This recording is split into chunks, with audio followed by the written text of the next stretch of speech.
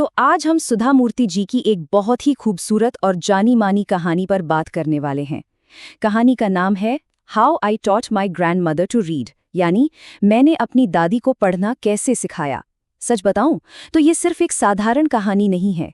ये इस बारे में है कि कैसे शिक्षा आपकी पूरी दुनिया बदल सकती है।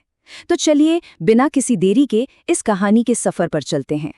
सीखने के लिए कोई उम्र की सीमा नहीं होती। मतलब हम सबने ये लाइन कहीं ना कहीं तो सुनी ही है ना? पर अक्सर समाज हमें बताता है कि अरे इस उम्र में ये करोगे, लेकिन ये पूरी कहानी इसी सोच को एकदम पलट कर रख देती है। ये कहानी है सारे बनाए गए नियमों को तोड़ने और कुछ नया सीखने की एक जबरदस्त जिद की। अब कहानी में आगे बढ़ने से पहले थोड़ा सा कॉन्टेक्स्ट समझ लेते हैं। ये कहानी सेट है उत्तरी कर्नाटक के एक छोटे से गांव में। यहाँ जो हमारी मेन कैरेक्टर है, एक 12 साल की बच्ची, वो अपनी दादी को प्यार से अव्वा बुलाती है। अव्वा का कन्नड़ में मतलब होता है माँ। और ये सिर्फ एक नाम नहीं है, ये दिखाता है कि उन दोनों के बीच कितना गहरा, कितना प्यारा और सम्मान से भरा रिश्ता है। जरा इमेजिन कीजिए, पेड़ों की ठंडी छांव और दादी पोती के बीच की एक बहुत ही प्यारी सी वीकली रूटीन। उन दिनों त्रिवेणी नाम की एक बहुत मशहूर लेखिका थी और उनका एक उपन्यास काशी यात्रे हर हफ्ते कर्मवीर मैगजीन में छपता था। अब प्रॉब्लम ये थी कि दादी को पढ़ना नहीं आता था, तो हर बुधवार पोती उन्हें वो कहानी पढ़कर सुनाती थी। ये सिर्फ कहानी सुनना नहीं था, ये उन दोनों का एक बहुत स्पेशल टाइम था। अब आप शायद सोच रहे होंगे कि इस कहानी में ऐसा क्या मैजिक था। तो बात यह है कि काशी यात्री की जो मेन कैरेक्टर थी ना, उसकी जर्नी बहुत ही इमोशनल थी। वो एक बूढ़ी औरत थी जो काशी जाना चाहती थी, लेकिन अंत में अपनी सारी सेविंग्स एक अनाथ बच्ची की शादी के लिए दे देती है। हमारी अव्वा यानी दादी इस कहानी से इतना जुड़ गई थी कि वो हर नए एपिसोड का सच में बहुत बेसब्री से इंतजार करती थी। कहानी ने उन्हें पूरी तरह से बांध लिया था।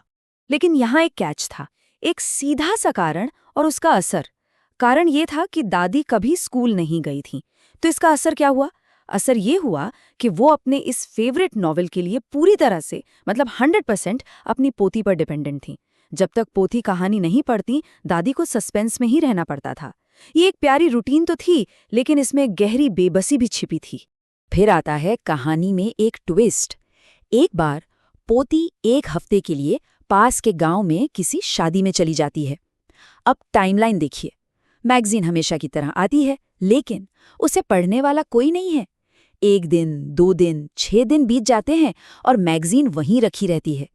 जब 7वें दिन पोती लौट कर आती है तो उसे कुछ ऐसा दिखता है जो उसने सपने में भी नहीं सोचा था।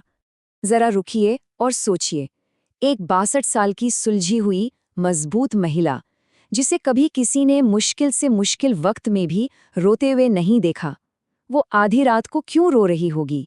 जब पोती ने अपनी दादी की आंखों में आंसू देखे तो वो एकदम शॉक्ड रह गई। ऐसा क्या हुआ था जिसने अंदर से उस मजबूत महिला को इतना भावुक कर दिया था? और फिर दादी ने जो कहा वो सच में दिल तोड़ देने वाला था। उन्होंने बताया कि कैसे उन्होंने मैगजीन खोली, तस्वीर देखी, लेकिन कुछ समझ नहीं पाई। उन्होंने कहा, मैंने कई बार उन पन्नों पर हाथ फेरा, सिर्फ ये सोचकर कि काश मैं समझ पाती कि वहाँ क्या लिखा है। सोचिए उस बेबसी को। ये वो पल था जहां उन्होंने अपनी अशिक्षा का सबसे गहरा दर्द महसूस किया। लेकिन, और ये बहुत ज़रूरी बात है, वो सिर्फ रोकर नहीं बैठी। यहीं से असल बदलाव शुरू होता है। वो तस्वीर न पढ़ पाने का जो दर्द था ना, उसने सिर्फ पछतावे को जन्म नहीं दिया, बल्कि एक बहुत बड़े फैसले को जन्म दिया। उन्होंने उसी पल ये पक्का फैसला कर लिया कि चाहे जो हो जाए, वो अपनी किस्मत बदलेंगी, वो पढ़ना सीखेंगी। जब उन्होंने ये बात बताई तो पोती ने बिल्कुल बच्चों की तरह उनका मजाक उड़ाया। उसने कहा, अव्वा, इस उम्र में आपके बाल सफ़ेद हैं, हाथों में झुर्रियां हैं और इतना काम? ये है समाज की अपेक्षाएं। लेकिन दूसरी तरफ थी दादी की पक्की जिद। उन्होंने मुस्कुराकर कहा कि एक अच्छे काम के लिए अगर इंसान ठान ले तो कोई भी रुकावट उसे नहीं रोक सकती। और उन्होंने दशहरा तक कन्नड़ अल्फ़ाबेट सीखने का एक सख्त टारगेट सेट कर लिया।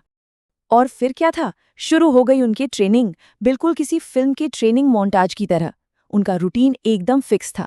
पढ़ना, उसे दोहराना, लिखना और फिर जोर जोर से सुनाना। मतलब इस उम्र में उन्होंने किसी भी स्कूल के बच्चे से ज्यादा होमवर्क किया होगा। उनका डेडिकेशन और उनकी एनर्जी सच में कमाल की थी। और यहाँ डायनामिक्स देखिए कितने मजेदार हो गए। वो 12 साल की बच्ची जो कल तक सिर्फ एक कहानी सुनाती थी, अब एक बहुत ही सख्त और प्राउड टीचर बन चुकी थी। और उसकी 62 साल की दादी, उसकी पहली स्टूडेंट। ये जो रोल रिवर्सल था, ये देखने में बहुत ही क्यूट और इंस्पायरिंग था।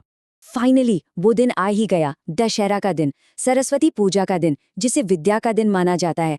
और उस दिन कुछ ऐसा हुआ जिसने घर की सारी पुरानी परंपराओं को एकदम से बदल कर रख दिया। दादी ने पोती को पूजा के लिए बुलाया और कुछ ऐसा किया कि वो छोटी बच्ची एकदम हैरान रह गई। दादी ने झुककर अपनी उस 12 साल की पोती के पैर छुए। जब बच्ची घबरा गई तो दादी ने कहा, मैं अपनी पोती के नहीं बल्कि एक शिक्षिका के पैर छू रही हूँ। क्या हमारे शास्त्रों में नहीं लिखा कि एक टीचर की हमेशा रिस्पेक्ट करनी चाहिए, चाहे उसकी उम्र या जेंडर कुछ भी हो? मतलब क्या बात है, ये इस पूरी कहानी का सबसे पावरफुल और इमोशनल मोमेंट है। और फिर आया असली रिवॉर्ड, जिसके लिए ये सारी मेहनत हुई थी। पोती ने अपनी दादी को त्रिवेणी का नॉवल काशी यात्री गिफ्ट में दिया। दादी ने उसे तुरंत खोला और खुद से बिना किसी की मदद के उसका टाइटल पढ़ा। वो पास हो गई थीं, और वो भी फ्लाइंग कलर्स के साथ। वो अब फाइनली इंडिपेंडेंट थीं। तो अगर हम थोड़ा पीछे हटकर देखें तो इस कहानी से हमें क्या समझ आता है?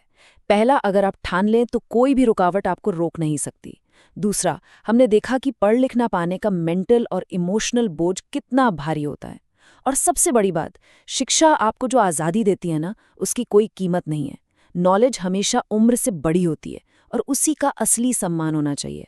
तो जाते जाते एक सवाल मैं आपके लिए छोड़कर जाना चाहता हूँ। शिक्षा जीवन के किसी भी पड़ाव पर हमें कैसे सही मायनों में आज़ाद बनाती है? अव्वा की इस जर्नी ने तो साबित कर दिया कि ज्ञान हासिल करने की सच में कोई उम्र नहीं होती। तो सोचिएगा ज़रूर कि आप अपनी लाइफ में नया सीखने की इस आग को कैसे जलाए रख सकते हैं। आज के लिए बस इतना ही। सीखते रहिए।